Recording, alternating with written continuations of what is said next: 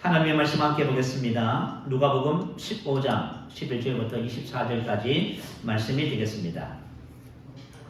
누가복음 15장 11절에서 24절입니다. 자, 제가 우리 교독할 때에 11절 말씀을 먼저 받들어 보도록 하겠습니다. 또 이르시되 어떤 사람에게 두 아들이 있는데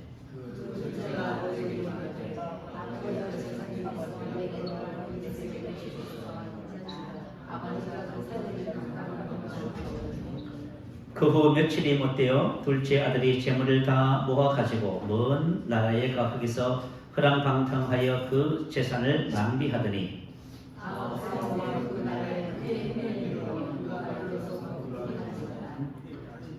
가서 그 나라 백성 중 한 사람에게 붙여서 하니 그가 그를 들러 보내어 돼지를 치게 하였는데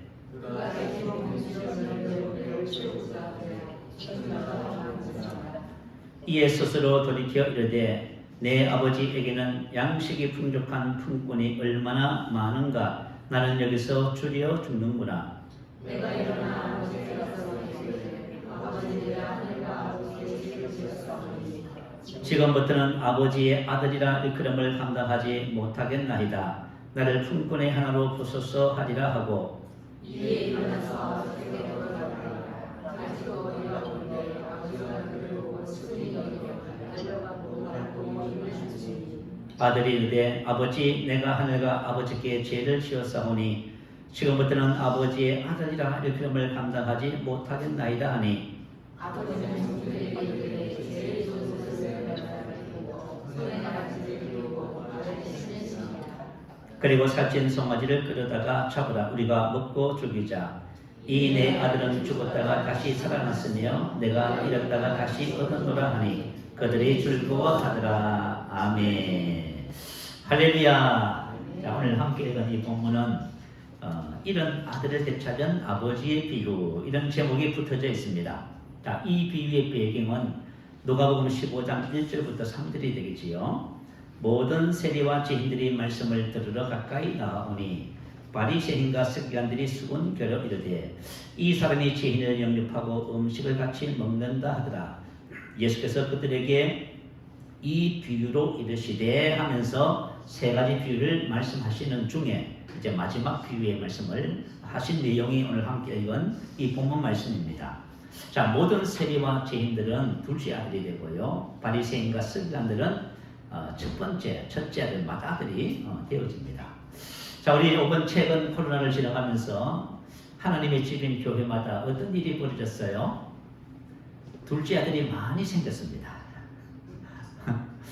어떻게 보면 교회 학교 같은 경우에는요, 한 40%가 지금 둘째 아들이 되고요, 뭐 기타 이런 여러 기관마다 이렇게 많은 둘째 아들이 생겼다고 그렇게 이야기를 합니다. 자, 오늘 본문 말씀을 보면 둘째 아들은 왜 아버지 집을 떠나갔을까요? 우리가 이 말씀을 함께 살펴봅니다. 자, 본문 13절에 보면 그 후 며칠이 안 되어 둘째 아들이 재물을 다 모아가지고 먼 나라에 갔다, 이렇게 나와 있어요. 자, 먼 나라에 갔다는 말은 무슨 뜻일까요? 이것은 아버지의 영향이 전혀 미칠 수 없는 곳으로 갔다 하는 의미입니다. 자, 이 둘째 아들은 재산을 다 모아가지고 먼 나라로 떠나갔어요. 그가 얼마나 아버지 영향을 벗어나 자기 나름의 삶을 살고 싶었을까요? 그리고 며칠이 안 되어 먼 나라 갔다는 것은 일시적인 충동에 의해서 간 것이 아니라 미리 많이 생각하고 계획했다, 그 말이지요. 둘째 아들은 그죠, 아버지 영향이 미치지 않는 먼 곳으로 가서 자기 나름의 삶을 살고 싶었습니다. 그래서 먼 나라로 갔습니다. 둘째 아들은 그렇게 하면은 자기가 만족할 만한 삶을 살 것이라 기대했지만 그렇지 못했어요. 오늘 본문을 읽어보면 13절부터 17절까지 나와 있지요. 재산을 다 낭비했고요, 흉년이 들었고요, 궁핍하게 되어졌고요, 그리고 백성 중에 붙여서 사니까 들로 보내어 돼지를 치겠는데 돼지 먹는 치염 열매로 배를 채우고자 할 때 주는 자가 없었더라. 나는 줄여 죽는구나. 이런 상황들이 이제 벌어졌다는 것이에요. 은혜와 찬양과 간증의 집 탕자의 고백을 만든 서호석 김명욱 집사님의 고백입니다. 이 서호석 집사님은 장로님의 아들로 태어났답니다. 어릴 때부터 신앙생활을 했지요. 그래서 유아 세례도 받고요, 학습 세례를 받으면서 신앙 안에서 이렇게 성장을 했답니다. 이제 청년 시절에 아마 달란트가 많았던 것 같아요. 그래서 연예계에 발을 디뎠답니다. 연예계에 발을 디디면서 세상으로 나간 거예요. 왜냐하면 세상이 좋아서 세상에서 추구했지요. 그러다가 세상에서 보면 우리가 교회 안에서보다 세상에 가면 여러 가지 삶의 모습들이 좀 다양하잖아요. 그러면서 타락한 생활을 하게 되고요. 교통사고, 후유증, 그리고 여러 중독증. 이런 일련의 과정을 거치면서 자신의 인생이 완전히 망가지는 것을 경험했다고 합니다. 자, 이와 같은 때에 이 서구석 집사님을 다시 하나님의 품으로 이끌어준 사람은 바로 그의 아내 김명옥 집사님이었다고 해요. 이 집사님은요, 남편을 위해서 온갖 수모와 어려움을 이겨내면서 10년을 기도 가운데 남편을 다시 주님 품으로 이끌었다고 합니다. 그래서 이 서호석 집사님께서 이렇게 고백했어요. 저를 주님 품 안에 인도케 한 아름다운 저의 부인에게. 어떤 부인요? 아름다운. 이런 얘기 들어보신 분 있어요? 아름다운 저의 부인. 아름다운 저의 부인에게 사랑한다는 단어 이외에 다른 표현이란 없을 것 같습니다. 이렇게 고백했어요. 다시 신앙 안에서 이분이 회복되어지고 그리고 하나님의 은혜를 많이 받은 그런 믿음의 삶을 살면서 이렇게 고백을 한 것입니다. 자, 성경에서 말씀하시는 세상의 정체입니다. 정말 이러면 세상의 정체를 잘 몰라요. 사람들은 세상이 어떤 곳인지를 모릅니다. 자, 성경에는 세상을 이렇게 말했어요. 자, 요한일서 2장 15절 16절 말씀 올려주세요. 같이 한번 읽어볼까요? 시작. 이 세상이나 세상에 있는 것들을 사랑하지 말라. 누구든지 세상을 사랑하면 아버지의 사랑이 그 안에 있지 아니하니 이는 세상에 있는 모든 것이 육신의 정욕과 안목의 정욕과 이생의 자랑이니 다 아버지께로부터 온 것이 아니요 세상으로부터 온 것이다. 자, 이 세상은 하나님이 창조하신 우주를 말하는 것이 아니고요, 하나님을 대적하는 악한 세력에 의해 통제를 받는 체제를 가리키는 거예요. 그래서 예수님께서 이 세상 임금을 누구라 했어요? 마귀라고 했지요. 자, 이 세상 임금을 마귀라고 그렇게 예수님께서 말씀하셨어요. 이와 같은 세상에 있는 모든 것이 뭐라고 표현하지요? 육신의 정욕과 세상 안에 있는 모든 것은 육신의 욕망이고 그런 뜻이에요. 자, 세상 안에 있는 모든 것이 뭐라고요? 육신의 욕망이다 그 말이에요. 다시 말하면 하나님의 뜻과는 무관하게 자신의 인간적 만족을 충족시키려고 하는 욕망이 세상에 있는 모든 것이다 그 말이에요.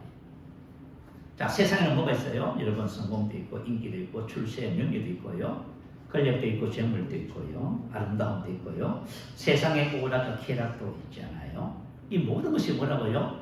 육신의 정욕이라고 합니다. 세상에 있는 모든 것이 육신의 정욕이에요. 이것은 하나님의 자녀와 아무 무관한 그런 삶의 모습들이죠. 자, 마귀가 예수님을 유혹했습니다. 어떻게 했어요?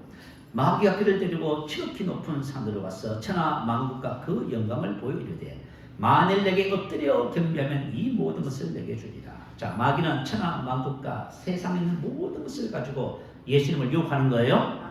지금도 마귀는요, 이 세상과 세상에 있는 것들을 가지고 사람들을 유혹합니다. 세상 사람들은 그걸 몰라요. 내가 성공해서 열심히 해서 영광을 얻었다, 성공했다, 그죠? 그래서 내가 가진 것을 가지고 인생을 즐긴다 이렇게 생각해요. 근데 그것이 마귀의 유혹에 의해서 이루어진다는 사실을 아는 사람이 있어요? 아무도 없지요. 오히려 그것을 가지지 못해서 실패했다고 생각합니다. 그것을 가진 사람은 성공했다고 말하고요.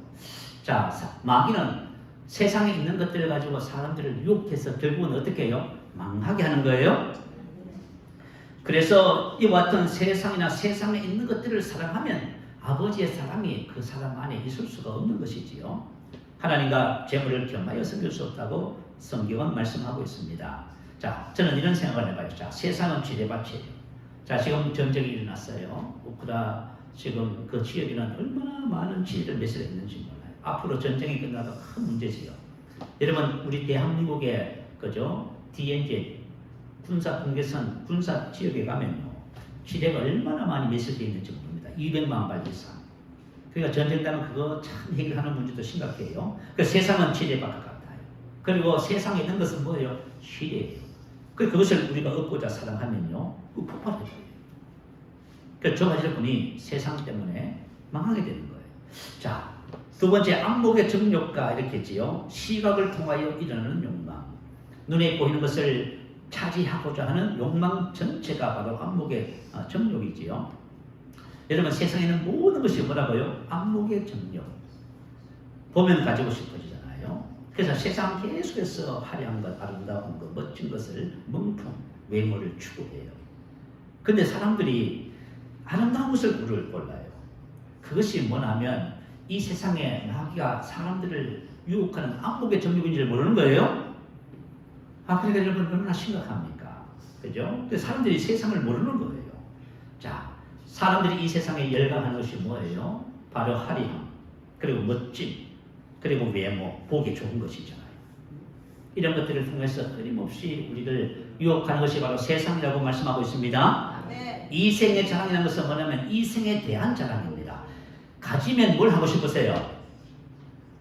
여러분 가지면 뭐 하고 싶으세요? 자랑하고 싶지요. 하나님 외에, 예수님 외에 여러분이 뭔가를 가지고 자랑하고 싶잖아요. 여러분 세상을 사랑해서 그래요. 그래서 사람들은 가지면 자랑하고 싶어요. 조그만 것이라도. 내가 뭔가를 가지면 정말 다 자랑하고 싶은 것이 바로 사람의 마음이에요. 자, 그래서 세상 임금이 사람들을 유혹하여 망하게 하는 방법이 있습니다. 야고보서 1장 14절 16절이에요. 오직 각 사람이 시험을 받는 것은 자기 욕심에 끌려 미혹되매니 욕심이 잉태한 즉 죄를 낳고 죄가 장성한 즉 사망을 낳느니라. 내 형제들아 속지 말라. 자, 하나님께서는 저와 여러분이 속지 말라고 말씀하십니다. 오직 각 사람이 시험을 받는 것은, 자, 마귀는 시험하는 자를 하지요. 이 시험은 유혹하다, 어떤 사람을 시험하다, 그런 뜻의 단어예요. 그러면 마귀가 어떤 사람을 시험해요? 자기 욕심에 끌려 미혹되니, 자기 욕심에 끌려. 세상 것을 갈망하는 사람, 세상 것을 추구하는 사람, 둘째 아들. 혹시 여러분들이 예수 믿으면서도 혹시 세상에 관심이 많아서 세상의 성공이라든가 인기를 얻고 싶으세요? 여러분이 지금 그것이 바로 그죠? 안목의 정욕이라고 하는 거예요. 안목의 정욕, 육신의 정욕, 이생의 자랑. 근데 이 욕심이라는 단어가 에피데미아, 충동, 욕망, 갈망을 말하지요. 육신의 정욕도 에피데미아, 안목의 정욕도 에피데미아. 자, 그래서 마귀는 욕심을 벗어버리지 못한 사람들을 유혹을 합니다. 그래서 예수님께서 성경에서 뭐라고 하세요? 에베소서 4장 22절에 너희는 유혹의 욕심을 따라 썩어져가는 구습을 따르는 옛사람을 벗어버리라 하지요. 옛사람은 예수 믿기 이전에 저와 여러분 말이에요. 옛사람의 본성이 뭐예요? 그 욕심이라고 하는 거예요. 죄의 본성을 말하지요. 그래서 사단은 옛사람을 벗어버리지 못한 사람을 유혹해서 세상으로 향하게 나가게 하고 결국은 망하게 하는 것이 바로 마귀의 일이라고 말씀을 하고 있습니다. 자, 옛사람을 벗어버린다는 것은 뭐냐면 벗어버리고 부정과거 중간태로 기록했다 했어요. 다시 말하면 저와 여러분은 예수를 믿었다는 것은 뭐냐면 옛사람을 벗어버린 거예요. 옛사람을 벗어버릴, 자, 내가 예수를 믿으면 이전 것은 지나갔으니 보라 새 것이 되는 거예요. 옛것을 벗어버리는 거예요. 그래서 갈라디아서 5장 14절에 보면 그리스도 예수의 사람들은 육체와 함께 그 정욕과 탐심, 에피데미아를 십자가에 못 박았습니다. 옛사람을 벗어버렸다 이 말은 무슨 얘기냐면 저가 이미 옛사람을 벗었습니다. 그래서 옛사람이 영향을 미치면 아니라고 부인해서 벗으라 그 말이에요. 만약에 저와 여러분 예수를 믿고 옛사람을 벗는 삶의 원리를 모르고 신앙생활을 하잖아요. 그럼 여러분이 끊임없이 유혹을 받아요. 욕심이 인간적 죄를 받고 죄가 장성한 즉 사망을 낳게 되는 것입니다. 그래서 마귀는 욕심을, 옛사람을 벗지 못하는 사람을 계속 유혹해요. 그래서 여러분이 계속 고통을 당하는 거예요. 조금 성장하려면 다시 시험 들어서 떨어지고 이렇게. 자, 이 둘째 아들은 세상을 그죠 갈망했어요. 세상을 향해 나아가다가 결국은 이런 처지가 되고 말았지요. 자, 그런데 우리 교회 안에서도 마찬가지예요. 우리가 예수를 믿어도 교회 안에서 세상을 원하는 분들이 계셔요. 자, 저와 여러분의 복음의 진리를 따라 옛사람을 벗고 신앙생활 하지 않으면은 저와 여러분도 다 시험에 들게 되어 있습니다. 시험에 들어서 고통을 많이 당하는 것입니다. 그래서 저와 여러분이 복음의 진리를 따라 옛사람을 벌써 버릴 때 마귀의 유혹에 빠지지 않게 된다는 것을 꼭 기억하시기 바랍니다. 자, 내가 예수를 믿어서 하나님의 자녀가 됐다는 것은 뭐냐면 옛사람은 죽고 새사람이 됐다는 것을 말합니다. 자, 고린도후서 5장 17절 말씀 불러주세요. 같이 한번 읽어보십시다. 자, 시작.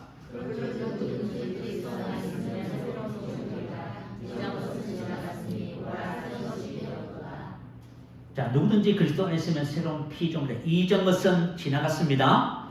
자, 저와 여러분이 예수를 믿었으면 이전 것은 지나갔다는 것을 깨달으셔야만 합니다. 왜 그러냐면은 저와 여러분의 옛사람과 그에 속한 모든 것은 전부 다 지나갔어요. 죽어서 없어져 버렸습니다. 근데 이것을 깨닫지 못하잖아요. 그럼 여러분은 옛사람을 안 벗어요. 옛사람을 벗지 않으면 계속 유혹을 또 받아요. 또 유혹을 받아서 옛날 생활로 다시 돌아가는 거예요. 그래서 이런 영향 때문에 저와 여러분이 계속 고통을 당하는 거예요. 제가 받은 은혜가 바로 고린도후서 5장 17절 이 말씀의 진리를 깨닫는 거예요. 어느 날 말씀을 고백하며 기도하다가 주님께서 제 마음에 그러셨어요. 너는 이제 옛것에서 새것으로 옮겨졌다. 딱 그러셨어요. 그래서 제가 얼마나 울었는지 몰라요. 여러분 예수를 믿고 옛것에서 새것으로 옮겨졌다는 우리의 정체성을 발견해야만 합니다. 예수 믿는 내가 누구냐는 거예요. 옛것에서 새것으로 옮겨졌습니다. 옛것에서 새것으로 옮겨졌다 그 말은 무슨 말이냐면 옛것은 다 끝났다 그 말이에요. 옛사람에 속한 생각과 또 삶의 방식과 습관과 성품과 기질과 또 저와 여러분의 여러 가지 성격이라고 하는 거죠. 모든 것이 다 지나간 것입니다. 그래서 저와 여러분은 예수를 믿는다는 것은 이전 것은 지나갔으니 보라 새 것이 된 거예요. 그래서 이것을 깨달으셔야 저와 여러분이 이제부터 마귀의 유혹에서 이제 벗어나게 돼 있어요. 저와 여러분이 이전 것에 지나가야 이전 것에 영향을 받지 않아야만 승리하는 삶을 살게 됩니다. 제가 옛것에서 새것으로 옮겨졌다는 말씀을 딱 깨닫고 나서 저희의 삶에 어떤 변화가 나타나기 시작했냐면 이전 것에 영향을 받지 않는 삶이 시작됐어요. 그래서 여러분들 만약에 여러분 질병에서 영향받지 마시기 바래요. 여러분의 중독과 습관에 영향받지 마시기 바래요. 이전 것이 지나갔다는 사실을 알면은 이전 것이 영향을 미치면 그걸 전부 다 벗을 수 있어요. 내가 아닙니다. 이렇게. 그리고 날마다 좋아집니다. 왜냐면 새 것을 입으니까요. 새 것을 입어서 저와 여러분이 건강이 계속해서 좋아지고 여러분의 성격이라든가 모든 삶의 내용과 모든 길이 계속해서 좋아지는 은혜와 축복을 받게 될 줄로 믿습니다. 안정향 선교사님께서 예수 선교사관학교에서 코칭을 하면서 자기 조에 한 성도님이 계셨는데 얼마 전에 그런 간증을 했어요. 어떤 간증을 했냐면 이분이 예수를 믿었답니다. 예수를 믿었는데 몸과 마음이 계속 나빠지는 거예요. 그래서 몸무게가 37kg가 됐습니다. 그런데 음식을 먹으면 소화를 못 시켜요. 음식을 못 먹는 거예요. 음식을 먹지 못해서 몸이 37kg가 되고요. 밤에 잠도 제대로 자지 못하고 이렇게 죽게 생긴 거예요. 그러니까 본인이 이제 의식한 거예요. 내가 이제 곧 얼마 안 있으면 죽겠구나. 그래서 자기에게 복음을 전해준 집사님에게 전화를 했습니다. 그랬더니 집사님께서 뭘 했어요? 이전 것은 지나갔으니 보라 새 것이 되었다. 새로운 피조물의 말씀을 전해주고 예수 선교사관학교에 가서 이 말씀을 배우라고 건면했어요. 그래서 이분이 이제 예수 선교사관학교에 등록을 하고 입학을 하고 이제 1학기를 공부를 하기 시작하는 거예요. 자, 공부를 하면서 뭘 발견했어요? 이전 것은 지나갔으니 보라 새 것이 됐다는 예수 안에 있는 자신의 정체성을 발견했어요. 그런데 이 집사님이 왜 이렇게 병이 들었냐면 인생의 삶을 살면서 억울한 것이 너무 많아요. 그래서 마음에 억울함이 가득한 거예요.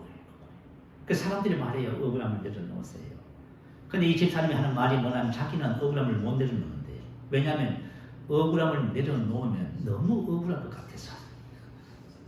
그런 분 계세요.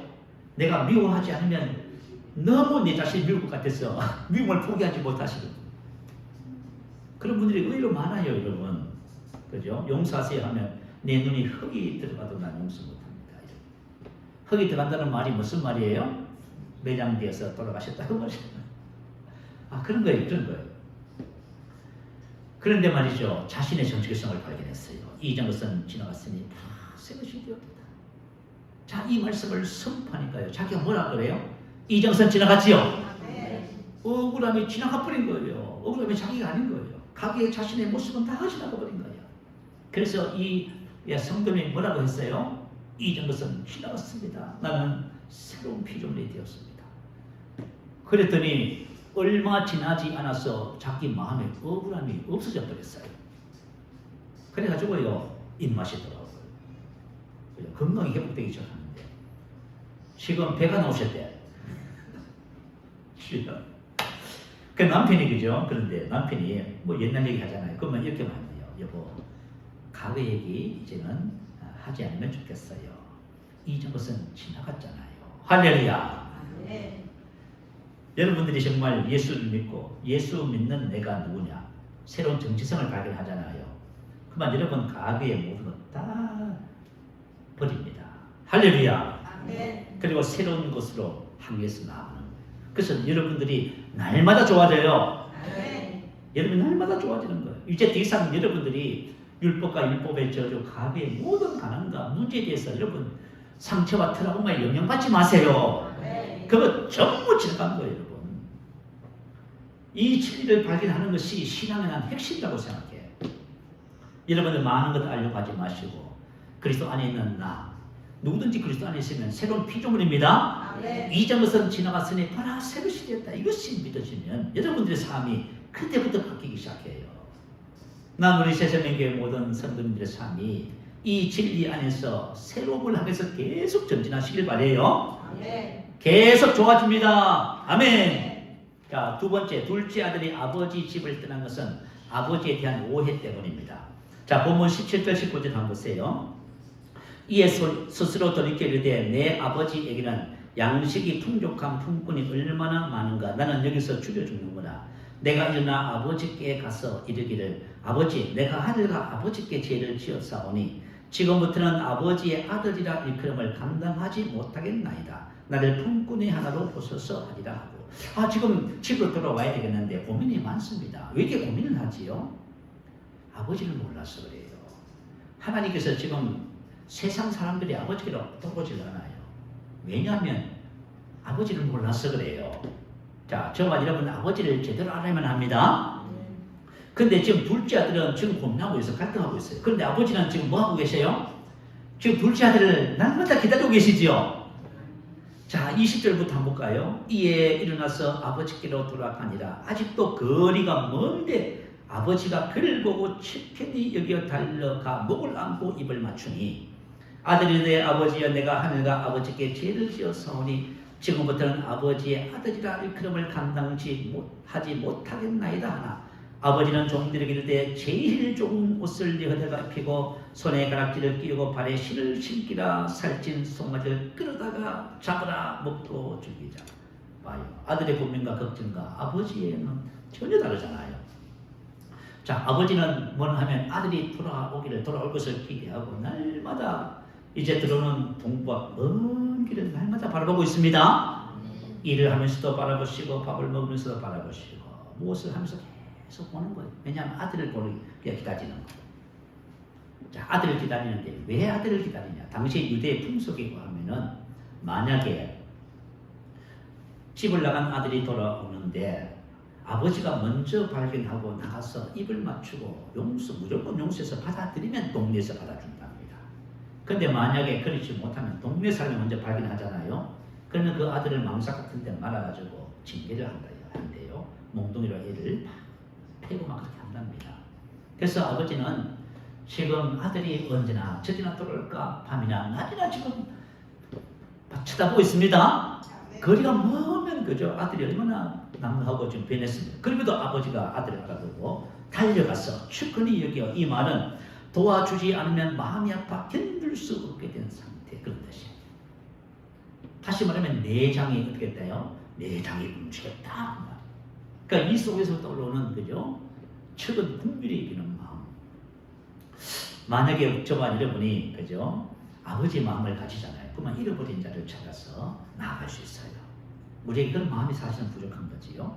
그래서 아버지는 도와주지 않으면 마음이 아파 견딜 수 없는 그 마음을 가지고 아들을 어떻게 했다고요? 목을 안고 입을 맞추니 많은 입 맞춤 그런 뜻이에요. 여러 번 그땐 입맞춤을 했다. 이것은 그죠? 아들을 무조건적으로 용서한다는 그런 뜻을 갖고 있어요. 자, 지금 그죠? 아버지는 아들의 사죄보다 용서가 먼저 앞서지요. 사죄보다 용서가 먼저 앞서요. 왜 세상 사람들이, 왜 사람들이 저와 여러분이 주님 앞에 나오면서도 죄책감을 가지느냐? 아버지를 몰라서 그래요. 요한일서 2장 2절에 보면 그는 우리 죄를 위한 화목제물이니 우리만 이해할 뿐 아니요 온 세상의 죄를 이해하십니다. 이렇게 했어요. 자, 하나님께서는 예수님을 통해서 저와 여러분의 죄뿐만 아니라 온 세상의 모든 죄를 전부 다 용서해 놓으셨어요. 어떻게 해요? 예수님이 그 죄를 담당하시고 청산해 놓으셨잖아요. 그죠? 그래서 여러분 이것을 세상 사람들 모르잖아요. 모르기 때문에 어떻게 하라 그래요? 가서 복음을 전하라고 하시잖아요. 그죠? 그래서 아들은 아버지의 마음을 모르기 때문에 지금 고민하고 갈등하고 있는 거예요. 자, 아버지는 둘째 아들의 죄와 허물에 대해서 기억조차 하지 않습니다. 히브리서 10장 17절 18절 말씀에 보면 또 그들의 죄와 그들의 불법을 내가 다시 기억하지 아니하리라 하셨으니 이것을 사하셨은즉 다시 죄를 위하여 제사 드릴 것이 없느니라. 자, 하나님은 전지전능하시다 하죠. 모든 것을 아시잖아요. 그럼에도 기억조차 하지 못하시는 것이 있어요. 그것은 뭐예요? 저와 여러분의 죄와 허물입니다. 예수님께서 이 세상에 오셔서 인류의 죄를 대신 지시고 죄의 값인 사망을 다 갚으셨어요. 그것만 갚은 게 아니라 율법의 저주의 값도 다 갚으셨죠? 질병의 값도 전부 갚으셨어요. 가난의 값도 다 지불했어요. 다 지불했기 때문에 하나님은 저와 여러분에게 요구할 것이 아무것도 없습니다. 그래서 기억에서 아주 지우셨어요. 근데 둘째 아들은 그걸 몰라요. 되게 고민하고 있는 거예요. 그래서 우리가 믿음 생활하면서요, 하나님이 주신 은혜를 모르면요, 저 가지고 계속 고민하고 갈등해요. 지금 이 자리에 앉아 계시면서도 고민하시는 거예요. 그죠? 자, 하나님은 저와 여러분의 죄와 율법의 저주, 옛사람에 대해서 다 이미 끝내놓으셨습니다. 자, 고강성 안수 집사님의 간증이에요. 이분은 용인에 사셔요. 6대째 신앙의 과정이래요. 여러분 만약에 제 나이에 6대째 신앙의 과정이면 아마 옛날 130년 전에 복음이 처음 들어왔을 적에 그때 아마 할아버지가 예수를 믿었을 것 같아요. 그래서 그분은 우리나라에 이 개신교 복음을 지내왔을 때부터 계속 대를 이어서 신앙생활한 집이에요. 그 자기가 이제 6대째 신앙의 과정이래요. 청년 시절에 뜨겁게 신앙생활을 했지요. 그런데 언제부턴가 그죠? 이제 세상 당에서 나아갔어요. 그래서 하나님을 떠난 지 30년이 넘었다고 해요. 그래서 영적인 문제와 눌림, 인생의 문제가 많아요. 그죠? 근데 왜 그런지는 몰라요. 그러면서 이분은 뭘 했냐면 제사를 지냈답니다. 세상에 제사상을 지내고 제사를 지냈다고 해요. 그게 얼마나 기가 막혀요. 하나님께서 가장 하지 말라고 하는 것이 우상 숭배를 하는 것이지요. 그런데 그런 자신을 하나님 품으로 다시 끌어준 사람이 아무도 없었답니다. 우리가 이제 그렇잖아요. 복음을 전하면 그요 거절해요. 그러면 그죠? 그냥 둬버려요. 그렇게 하면 안 됩니다. 그 사람이 주님 품으로 돌아올 때까지 관심을 가지고 영혼을 구원하고 그렇게 하셔야만 합니다. 그런데 2014년 7월 여동생이 찾아왔대요.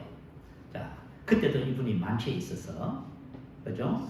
그런 오빠를 보면서 이 여동생이 눈물을 쥐면서 우리 오빠 불쌍해서 어떻게 하냐고 하면서 저에게 그 집사님에게 간곡히 부탁을 했대요. 올해 추석부터는 제사상 차리지 말고 예배를 드리자는 거예요. 그러면서 그죠? 내가 다니는 교회에 오빠도 같이 왔으면 좋겠다고 그렇게. 그랬더니 그죠? 이 오빠가 함께 가자고 약속을 했답니다. 그런데 이제 교회 가는 그죠? 그날 약속한 그날 토요일 날 이분이 또 약주를 얼마나 많이 마셨는지 몸을 제대로 관하지 못했어요.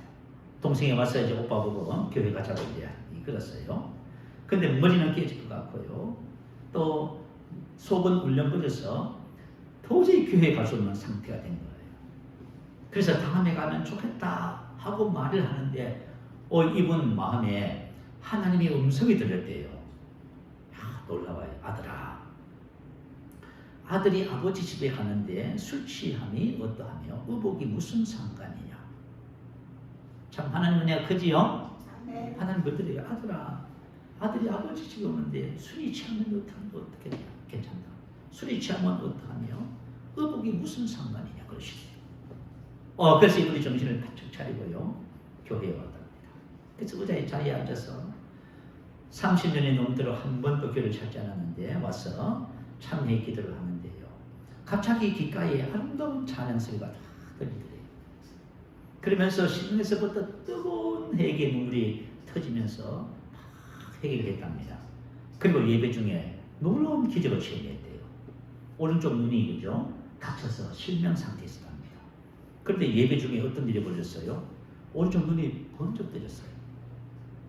그래서 예배를 마치고 집에 와서 자기 부인에게 간곡히 권했어요.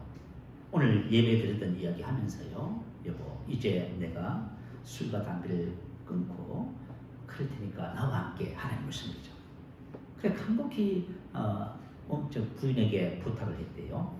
그래가지고 말이죠. 동생하고 부인하고 자기하고 세상 끌어안고 엄청 울었답니다.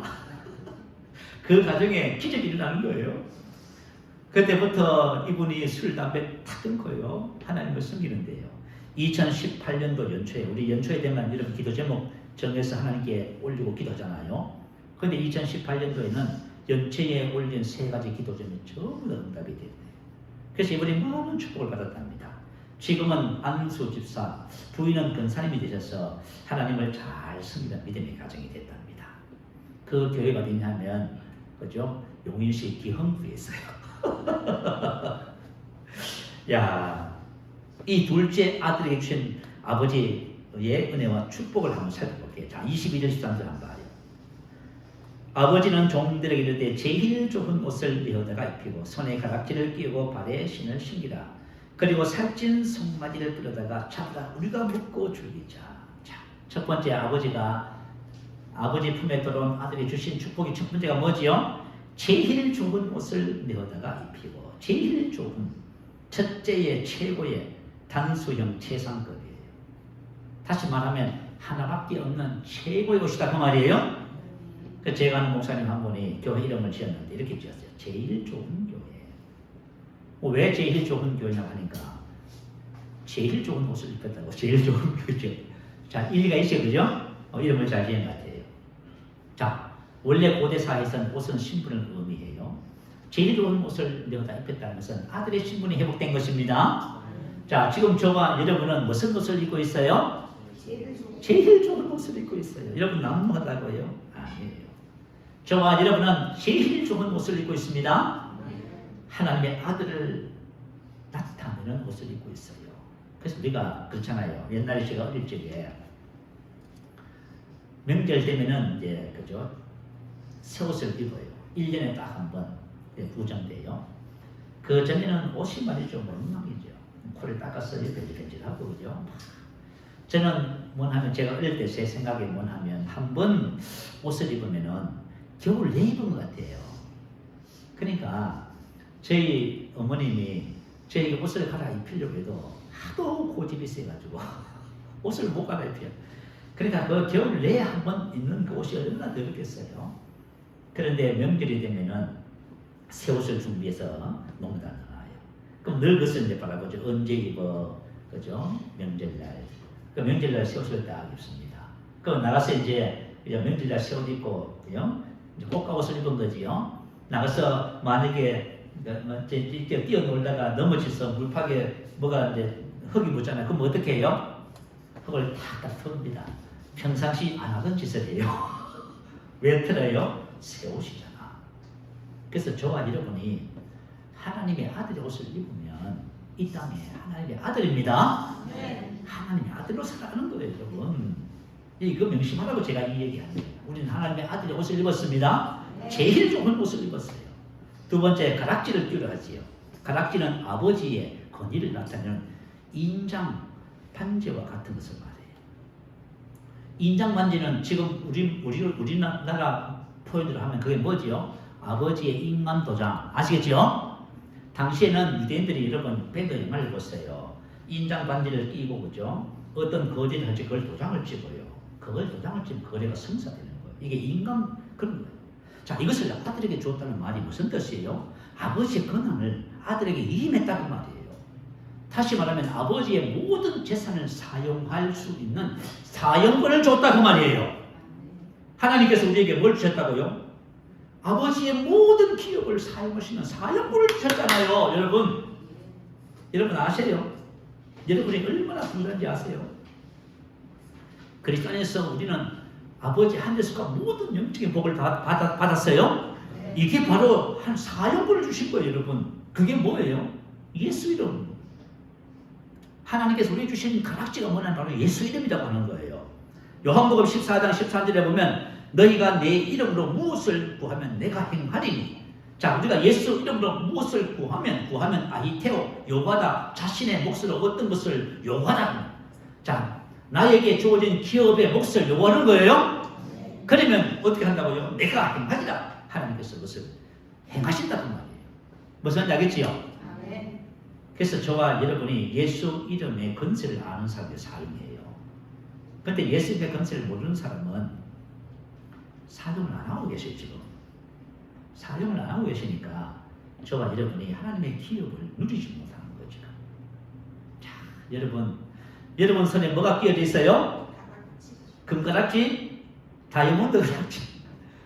예수 이름의 가락지가 끼어져 있습니다. 이것은 하나님의 모든 기업을 사용할 수 있는 권리입니다. 그래서 우리는 예수 이름으로 나에게 속한 기업을 사용합니다. 여러분 이것을 여러분 딱 명심하시기 바랍니다. 신을 신긴다는 것은 뭐냐면 당시에 신을 신는다는 것은 자유인의 권리를 회복했다는 의미예요. 당시 종들은 맨발로 다녔답니다. 오직 자유인만 신을 신었어요. 갈라디아서 5장 1절에 보면 그리스도께서 우리를 자유롭게 하려고 자유를 주셨으니 그러므로 굳건하게 서서 다시는 종의 멍에를 매지 말라. 멍에는 노예, 완전한 속박을 말해요. 다시 말하면 저와 여러분 질병의 노예가 되지 말라 그 말이에요. 제2의 노예, 율법과 율법의 저주의 노예가 되지 말라. 사람의 노예, 환경과 상황의 노예, 물질의 노예, 세상의 노예, 그리고 세상 쾌락의 노예가 되지 말라고 말씀하십니다. 저와 여러분이 진리를 배우면 진리가 우리를 자유케 합니다. 하나님께서 우리에게 세 가지를 딱 주신 거예요. 하나님의 아들의 그죠? 신분을 주셨지요. 또 하나님의 모든 하늘에 속한 신령한 기업을 사용할 수 있는 건설을 주셨지요. 그리고 자유를 주셨습니다. 다시 말하면 모든 것을 다 주신 거예요. 이 두 번째, 예수님께서 이 세상에 오신 이유에 대해서 살펴보고 우리 함께 기도하십시다. 자, 예수님께서 이 땅에 오신 것은 뭐냐 하면 요한복음 15장 3절에서 7절 말씀 한번 보세요. 제가 한번 읽어드릴게요. 자, 예수께서 그들에게 이 비유로, 이 말씀으로 인해서 첫 번째 비유가 뭐냐 하면 너희 중에 어떤 사람이 양 100마리가 있는데 그 중 하나를 잃으면 99마리를 들여두고 그 잃은 것을 찾아내기까지 찾아다니지 아니하겠느냐. 또 찾아낸즉 즐거워 어깨를 메고 집에 와서 그 벗과 이웃을 불러 모으고 말하되 나와 함께 즐기자. 나의 잃은 양을 찾아내었노라 하지라. 내가 너희에게 이르노니 이와 같이 죄인 한 사람이 회개하면 하늘에서는 회개할 것 없는 의인 아홉으로 말미암아 기뻐하는 것보다 더하리라. 아멘. 자, 예수님께서 이 세상에 왜 오셨냐면 목자로 오신 겁니다. 뭘 목자 왜요? 이런 양을 찾으러 오셨다고 말이에요. 예수님은 이 세상에 잃어버린 양을 찾으셨어요. 자, 마태복음 9장 35절 36절 예수님께서 이런 양을 찾는 모습이 나와요. 자, 한번 올려주세요. 같이 한번 읽어보십시다. 시작. 예수께서 모든 도시와 마을에 두루 다니사 그들의 해당에서 가르치시며 천국복음을 전파하시며 모든 병과 모든 약한 것을 고치시니라. 무지를 고시고 불쌍히 여기시니 이는 그들이 목자 없는 양과 같이 고생하며 기진합니다. 자, 이 말씀은 당시에 예수님께서 유대 땅에 오셨잖아요. 유대는 뭐예요? 하나님의 백성이 사는 곳이지요. 그런데 하나님의 백성들이 전부 다 뭐가 됐어요? 목자를 떠나버렸습니다. 지금 저와 여러분이 교회와 앉아 계시잖아요. 그런데 목자를 떠나신 분이 너무 많아요. 여러분, 목자와 상관없는 삶을 사시는 분이 많다 그 말이에요. 그래서 불쌍히 계셨다. 본문에 친히 여겨 같은 단어예요. 하나님께서 양은 양인데 잃어버린 양이에요. 그러니까 목자의 그죠? 보호와 인도와 축복 안에 살지를 못해요. 그래서 고생하고 있는 거예요. 고통, 고생. 사랑하는 성도 여러분, 저와 여러분 예수 믿고 예수를 믿는다는 것은 목자를 만나는 거예요. 여러분이 만약에 고생하고 고통하는 거 하나님의 뜻 아니에요. 그리고 던져졌다, 기진함, 이 말은 던져지다 그 말이에요. 다시 말하면 목자의 인도와 보호와 축복에서 던져졌다 그 말이에요. 그게 목자와 상관없는 거예요. 여러분 예수 믿어도 목자와 상관없이 사는 사람이 대부분인 거 있지요. 이게 너무 안타. 그래서 고생하며 지금 뭐예요? 유리하고 계시는 거예요. 그래서 그들을 봤을 때 예수님 어떻게 하셨다? 불쌍하겠다.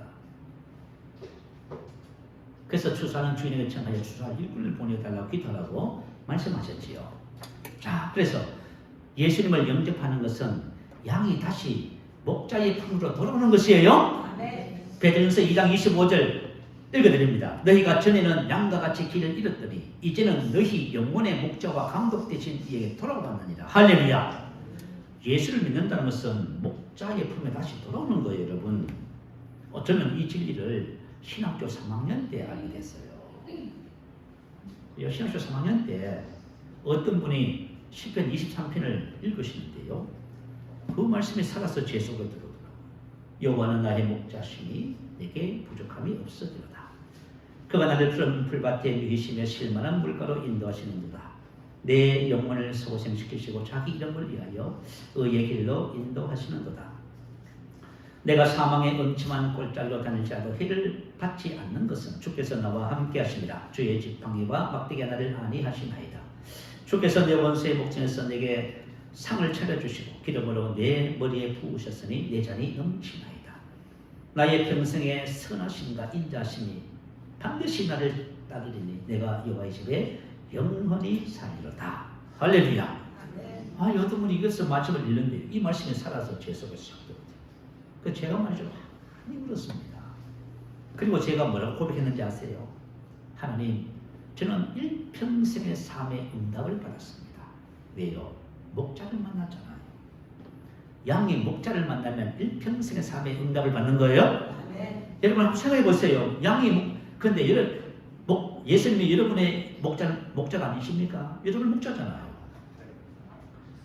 저희의 목자일 뿐만 아니라 여러분의 목자입니다. 그리스도 안에서 저만 새로운 피조물이 아니라 여러분도 새로운 피조물이에요. 그런데 중요한 것은 뭐냐면 이것을 아는 것과 모르는 것의 차이예요. 자, 저와 여러분이 하나님의 말씀을 알면 말씀이 우리의 삶을 변화시키는 거예요.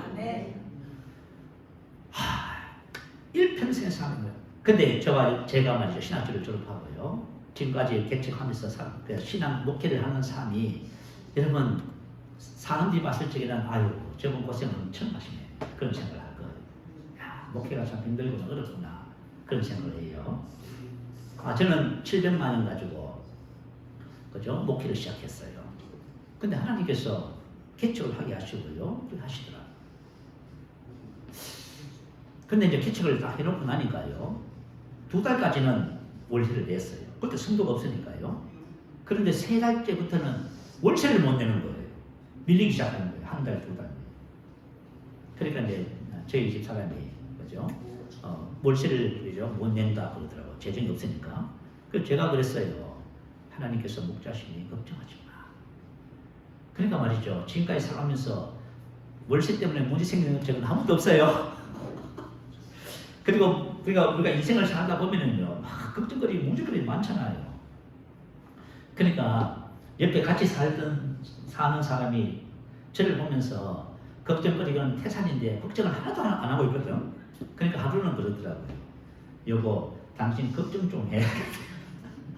그래가지고 왜 내가 걱정을 해야 될까? 여러분 왜 이런 걱정하고 계시나요? 여러분 예수님은 내 안에 계신 예수님은 나의 목자입니다. 아시겠죠? 여러분의 목자예요. 자, 만약에 목자가 양들을 밤에 우리에다가 두고 보호하고 지키고 있어요. 그런데 내가 만약에 지용기 양이 내일 아침에 어디 가서 무엇을 먹고 무엇을 할까 걱정을 하고 있다 생각해봐요. 그래서 잠을 못 잤어. 밤새 철학을 했어. 철학을 해서 눈이 낑 하면 목자가 기뻐할까요? 요 양이 왜 요 모양이지 이렇게 생각해요. 내가 아침이 되면 다 이름을 불러서 푸른 천과 신만 물가로 인도할 건데 양이 왜 밤새 잠을 못 자고 기도한다고 눈이 깽해서 살이 안 찌냐 그 말이에요. 그러면 양이 목자가 기뻐할까요? 여러분들이 여러분 안에 계신 예수님을 목자로 만나셔야 돼요. 그러면 여러분 입에서 뭐라고 하는지 아세요? 일평생의 삶의 응답을 나는 받았습니다. 이렇게 말해요. 할렐루야. 이전 것은 지나갔으니 보라 시가 됐다. 이게 여러분들의 마음이 믿어지지 않아요? 그건 여러분이 이렇게 말해요. 그죠? 옛것은 나와 상관이 없습니다. 질병도 나와 상관이 없습니다. 가난과 저주는 나와 상관이 없습니다. 나의 분노와 미움과 그 억울함 그것도 나와 상관이 없어요. 그러면서 그것들이 다 없어지기 시작하면서 저 마지막에 주님을 계속 닮아가기 시작하는 거예요. 여러분의 신앙생의 삶이 이렇게 되기를 바래요. 여러분의 신앙의 삶이 그냥 지식에 머물지 않고 말씀을 여러분 것으로 만들어서 여러분이 말씀을 말하는 축복을 받게 되시기를 축원합니다. 이 땅에 교회가 존재하는 이유가 뭘까요? 이 땅에 하나님께서 예수님께서 가시면서 교회를 만들고 가셨어요. 이 땅에 교회가 존재하는 이유는 예수님처럼 잃어버린 양을 찾으라고 존재합니다.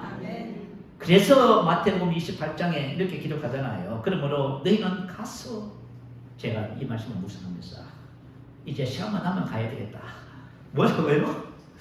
예수님이 가셨는데 매년 잃어버린 양을 여기 안 가고 있으면 어떻게 돼요? 저 가지고 만약에 매일 놓으면서 안 간단 말이에요. 안 가면 가야만 합니다. 저도 안 되겠다. 이제 더 가야 되겠다. 시간만 나면은 딴 거 하지 말고, 그죠? 나가자. 공원도 가고, 더위도 가고, 겨울도 가고, 나가자. 너희는 가서 모든 민족을 제자로 삼아 아버지 하나님과 성령의 이름으로 세례를 베풀고 내가 네게 분부한 모든 것을 가르쳐 지키게 하라. 볼지어다 내가 세상 끝날까지 너희와 항상 함께 있으리라 하시니라. 아멘. 예수님께서 왜 가셨을까요? 그래야 잃어버린 양을 찾지요. 가만히 있는데 잃어버린 양이 올 수는 없잖아. 그죠? 자, 우리 교회가 부흥된다고 안 된다고 하지 말고 저 마지막에 가지 않아서 안 되는 거예요? 저 마지막에 가기 시작하면은 잃어버린 영혼들을 찾을 수가 있어요. 그리고 저와 여러분이 복음을 보여주셔야만 해요. 잃어버린 영혼들은 지금 복음이 있는 것을 보기를 원하는데 그걸 보지 못하고 있다면 그건 저 마지막에 죄입니다. 우리가 복음을 바로 알고 복음을 받았어. 정말 잃어버린 자를 찾아 구원하는 일에 쓰임받는 축복의 통로가 되십시다. 자, 우리 말씀을 생각하면서 할렐루야 한번 부르시고 함께 기도하겠습니다. 오늘 하나님께서 우리 베푸신 은혜를 생각하고 또 저와 여러분의 가정에 남편이 만약에 예수를 믿지 않는다면 여러분의 남편이 잃어버린 양입니다. 여러분의 자녀, 여러분의 가족, 여러분의 일가 친척, 여러분 직장 동료들 전부 다 잃어버린 양들이지요. 그래서 저와 여러분이 그들에게 가서 손을 내밀어야만 합니다. 그리고 저와 여러분이 뭘 해야 돼요? 복음을 보여줘야만 합니다. 복음의 아름다운 삶, 축복의 삶, 능력의 삶, 사랑의 삶, 기쁨의 삶, 그리고 축복의 삶, 은혜의 삶을 보여줘야만 합니다. 그래서 저와 여러분이 이 땅에 존재하는 이유를 발견하고 잃어버린 자를 찾아 구원하는 일에 쓰임받는 축복의 통로입니다. 할렐루야. 우리 한번 크게 부시고 말씀을 생각하며 기도합니다. 할렐루야.